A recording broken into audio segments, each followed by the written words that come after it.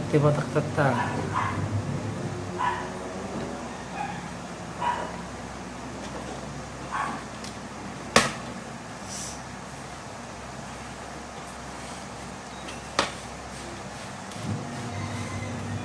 Kibiti matakta.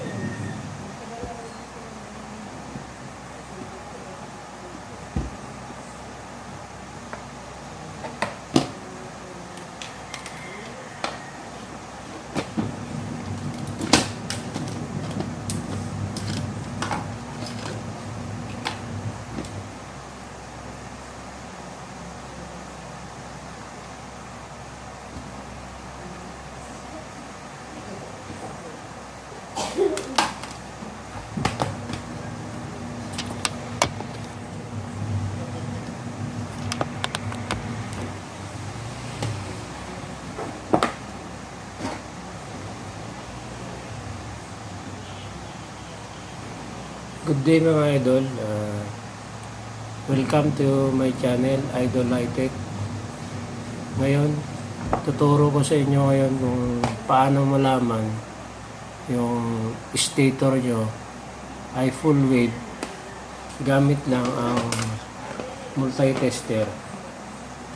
So, ngayon, nasa harap ko ngayon ang crankcase, takip ng stator at saka dalawang full wave na voltage rectifier regulator. Ayun guys, kahit wala itong voltage regulator, pwede nating malaman yung status ng ating stator, kung naka full wave ba siya o naka half wave. So ngayon, kahit hindi nyo makikita yung wire sa loob kung ano yan, para ma-determine nyo kung full wave ba siya o hindi. Kasi minsan kasi guys, kahit naka full wave yung motor nyo, kung may rectifier regulator na 4 lang yung pin, so ngayon, ipapakita ko sa inyo kung paano siya i-test gamit ng multi-tester. Ito, tinanggal ko na sa motorcycle, so mas madali to. Kahit naman naka-install to sa inyong motorcycle, pwede naman. Ngayon, kinuha ko lang tong oras na to kasi pagbukas na tayo, so ganito na itsura. So guys, ganito lang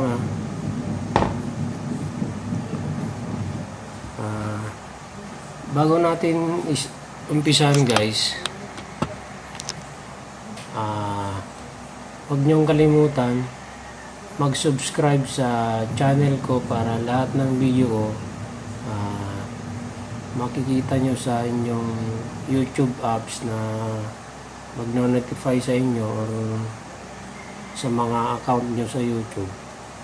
Ayos yun para mas mabilis nyo mapanood yung mga ibang tutorials ko, lalo na sa motorcycles at sa ibang mga tutorials ko pa na i-upload.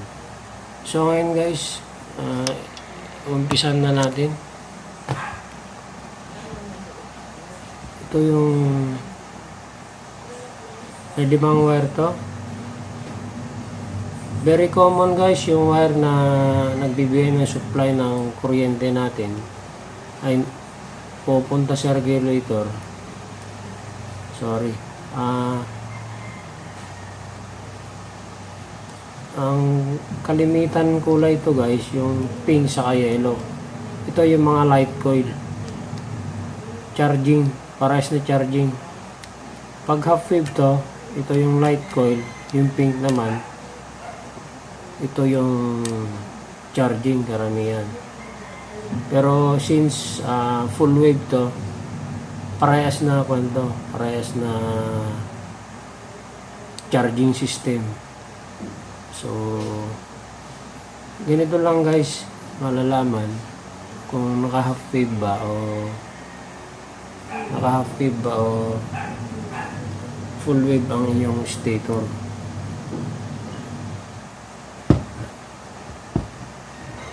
Kahit yan, kita nyo naman yung dumi ng ating stator guys, mga idol. Yan, hindi mo na mawari kung saan yung yellow wire dyan o ano. So gamit ang multi-tester, makikita nyo kung ma-determine natin kung yung stator natin full wave o half wave. So pag bumili tayo ng rectifier, alam na natin kung full wave yun o half wave. So gaya ng nabanggit ko, ang rectifier iba-iba. May 4 pin na full wave, 4 lang ang wire nun, wala siyang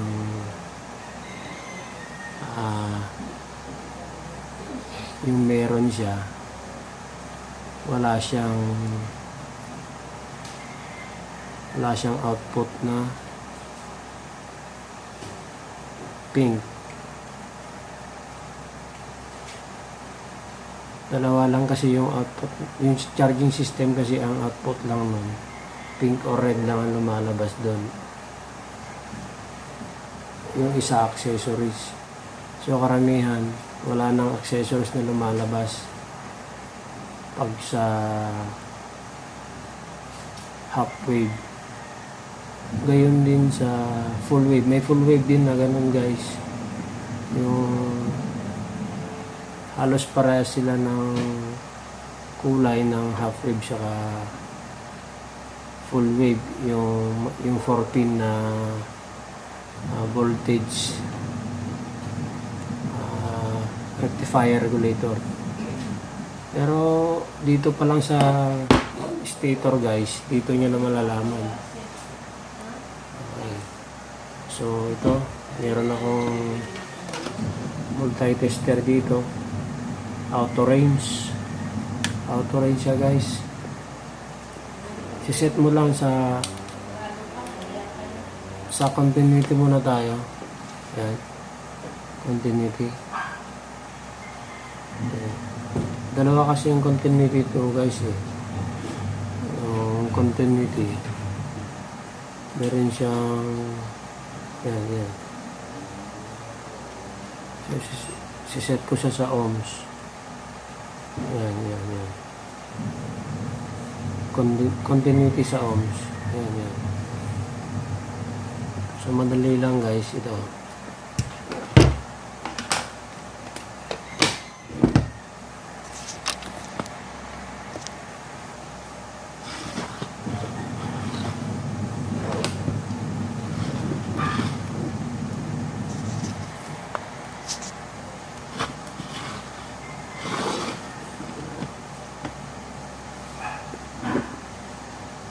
Yan guys.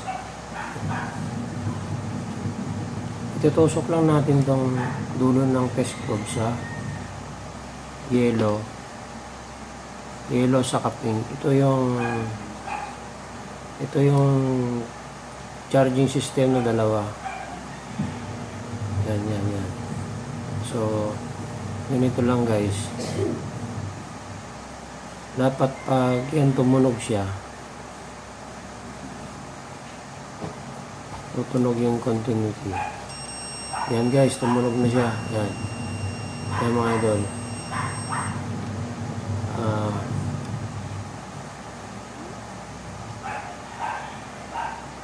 Yan.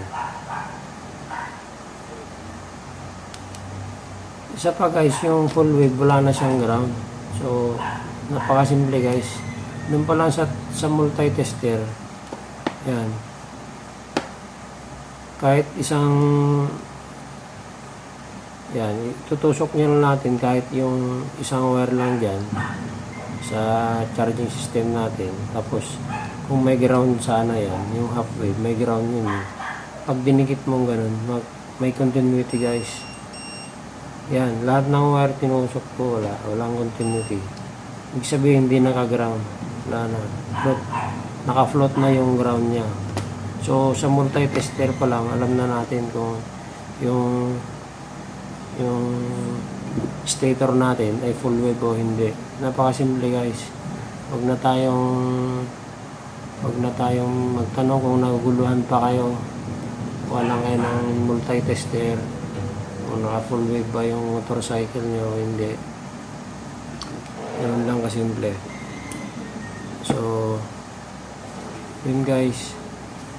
Sa mga voltage rectifier,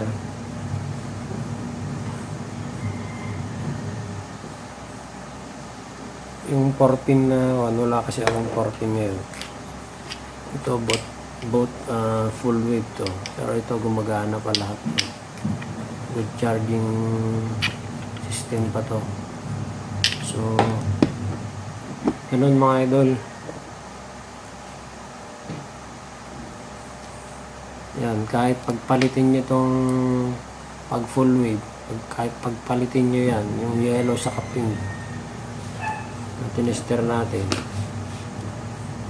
Ngayon guys, tapos na tayo sa continuity. Siset naman natin sa ohms. Yan.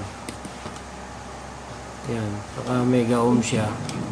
Since kwanto guys, automatic siya, mega ohms yung range niya. So auto range to, kaya pwede lang.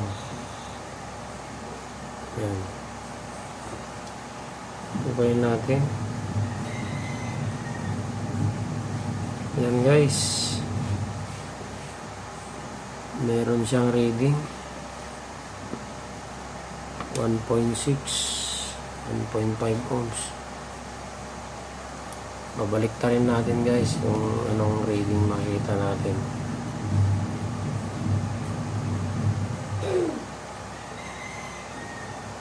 Ayan. Halos parehas lang guys. So, ibig sabihin, good stator pa to.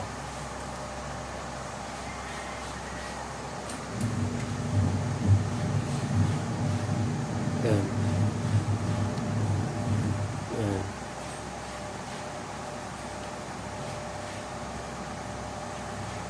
Tatandaan nyo guys pag yung linya ng stator, yung charging system, yung yellow at saka pink, pag yan tinester nyo to at ground nyo, i-ground natin, pag may continuity to, may nakikita kayong resistant, ibig sabihin hindi na maganda yung stator nyo. Siset ko para tumunog, siset ko sa continuity para mag-buzzer siya. Yan guys, kahit i-ground ko siya, wala dito. Ganoon din guys, kahit nakakabit, pwede yung i-ground, tapos yung isusok-sok nyo lang dito, ganyan lang, isusok-sok nyo lang, tapos i-touch nyo lang dun sa mga tornilyo na stainless. Yan, pwede yun guys, para ma-determine nyo yung stator nyo ay full wave o half wave.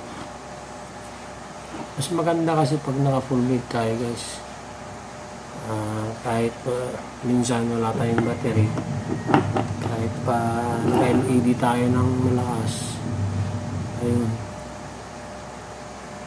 kayang-kaya niyang pailawin ng malakas. Pero pag naka half wave kayo kasi syempre pag LED na nag-uusapan, naka battery drive kasi yun, naka sa charging system kasi. Mas maganda kasi guys pag naka full wave tayo, kahit naka marami tayong accessories na nakakabit sa ating motor, lalo na pag malakas yung LED natin. Ayun, kahit medyo pasira na yung battery mo, pag na-revolution mo, pag ginasam mo, makapailaw yan ng maayos. Hindi katulad ng half wave, isa lang kasi yung nagpa-function yun sa isang charging system lang. Yung yellow kasi para sa ilaw lang niya. So